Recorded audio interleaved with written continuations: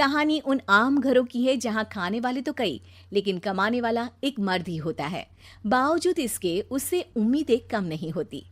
देखिए जी, सामने वाले वर्मा जी कैसी अच्छी तरह से सफाई करते हैं छुट्टी वाले दिन अपने घर की, और एक आप हैं। अरे यार, उनके पास कार है, ऑफिस पास में है और हफ्ते में 2 दिन की छुट्टी होती है, तो फर्क तो पड़ता है ना। मेरी तो शादी ही गलत हो गई। अरे कोई मस्त लड़का मिलता, कमाता भी, घुमाता भी, घर के कामों में भी मदद करता, लेकिन नहीं जी, हमारे वाले को तो कमाने से फुर्सत ही नहीं, और कमाई भी ऐसी कि कोई जरूरत पूरी ही नहीं हो रही है। सुनील बेचारा शीना को देखकर सोचता है कि शीना सही कह रही है। देखने में सुंदर है, घर का सारा काम कर लेती है, उसे तो कोई भी अच्छा लड़का मिल सकता था।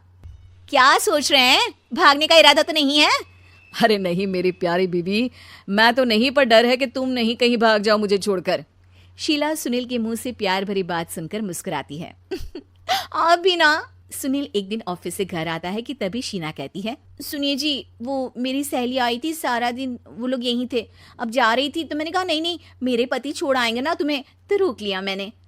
सुनील थोड़ी देर कुछ सोचता है, फिर कहता है, ठीक है, मैं कपड़े चेंज करके आता हूँ। अरे तेरे पति को तो लग रहा है कि अच्छा नहीं लगा। अरे नहीं नहीं, ऐसी कोई बात नहीं है, रुको मैं अभी उन्हें घर के कपड़े देकर आती हूँ। शीना अंदर जाती है जहां सुनील पलंग पर लेटा होता है। अरे क्या मजाक है, वो कह रही है कि आपने मुंह बना लिया।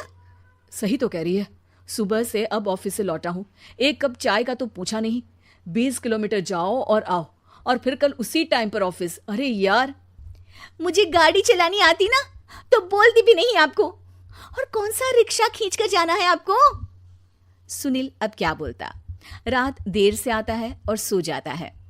अगले दिन शरीर दर्द हो रहा है।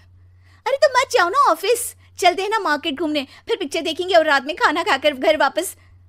सुनील जब सारे दिन की थकान वाला शेड्यूल सुनता है तो वो सीधे सीधे ऑफिस के लिए तैयार हो जाता है। अब आए दिन शीना की डिमांड बढ़ती ही चली जाती है और सुनील उसको पूरा भी करता, लेकिन एक दिन, ए जी मेरा भाई आ रहा है, उसे 2 लाख रुपए की जरूरत है। हाँ तो मैं क्या करूँ शीना, मेरे पास इतने रुपए नहीं है। हाँ हाँ पता है नहीं है, लेकिन किसी से लेकर तो दे सकते हो ना।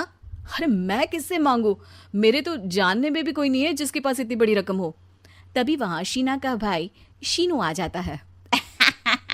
जीजा जी कैसे हैं आप? अब मैं ठीक हूँ शीनू, अचानक इतनी बड़ी रकम की जरूरत कैसे पड़ गई? अरे जीजा जी, वो बिजनेस शुरू किया ना, तो उसके लिए पैसे की जरूरत है, काफी हो चुका है, थोड़ा पैसा बचता है तो मैंने सोचा आपसे ले लूं। अब देखो, मेरे ऑफिस में कुछ लोग हैं जिनकी सेविंग अच्छी है, मैं उन लोगों से बात करके देखता हूँ। सुनील ऑफिस से किसी से पैसे लेकर शीना को दे देता है। शीना वो पैसा भाई को दे देती है। 2 महीने बाद, अरे यार शीना, वो ऑफिस वाला आदमी अपने पैसे मांग रहा है, कैसे दूं? अपने भाई से बोलो ना पैसे दे दे। अरे हाँ हाँ दे देगा, कहाँ भागा जा रहा है, आप उनको बोल दो कि दे देंगे। थोड़े दिन बाद, शीना, वो आदमी मुझसे आज भी पैसे मांग रहा था यार, मैं तंग आ गया हूँ, ऑफिस जाते ही सामने उसका चेहरा दिखता है, क्या बोलूं, बार बार पैसे मांगता है। अच्छा मैं शीनू को फोन लगाती हूँ, बात करके देखती हूँ। शीना भाई को फोन करती है, लेकिन वो फोन उठाता ही नहीं। लगता है भाई कहीं ऐसी जगह है जहाँ नेटवर्क की समस्या होगी। सुनील अगले दिन दोपहर को ही घर आ जाता है। उसका चेहरा उतरा और परेशान सा होता है, वो रोने लगता है। अरे क्या हुआ जी, आप इतना परेशान क्यों हैं? सब ठीक तो है ना? अरे नहीं शीना, कुछ ठीक नहीं है, मैं ठीक नहीं हूँ। तुम्हारे भाई के लिए मैंने जो पैसे लिए थे, उस आदमी ने आज भरे ऑफिस में सबके सामने मेरी बेइज्जती कर दी। सबके सामने आज मैं कर्जदार बनकर खड़ा था। मैंने हर वो प्रयास किया घर चलाने के लिए जो मैं कर सकता था, लेकिन अब नहीं होगा। वो फिर रोने लगता है। अरे आप तो औरतों की तरह रो रहे हैं, मर्द हैं आप। क्यों, आदमी के सीने में दिल नहीं होता, या फिर वो इंसान नहीं मशीन होता है?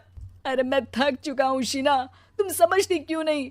मैं भी शारीरिक और मानसिक रूप से थकता हूँ, मैं भी आराम करना चाहता हूँ, सुकून चाहता हूँ। मैं अब कुछ नहीं कर सकता। कुछ नहीं। वो बैठ जाता है। शीना पति को हैरान परेशान देखकर चुप हो जाती है। अगले दिन, सुनिए ये लीजिए 2 लाख रुपए, उस आदमी को दे दीजिए और बोल दीजिए कि आज के बाद किसी को पैसे के लिए बेइज्जत ना करे। सुनील पैसे देखकर राहत की सांस लेता है। अरे शीना, तुमने तो मेरा बहुत बड़ा काम कर दिया, अब मैं शान से ऑफिस जा सकता हूँ, लेकिन ये पैसे आए कहाँ से? ये पैसे मैंने अपने गहनों को गिरवी रख कर लिया है। तुम ठीक रहो, निश्चिंत रहो, मैं बस यही चाहती हूँ। मुझे माफ़ करना, पर अब मैं समझ चुकी हूँ कि मर्द को भी दर्द होता है।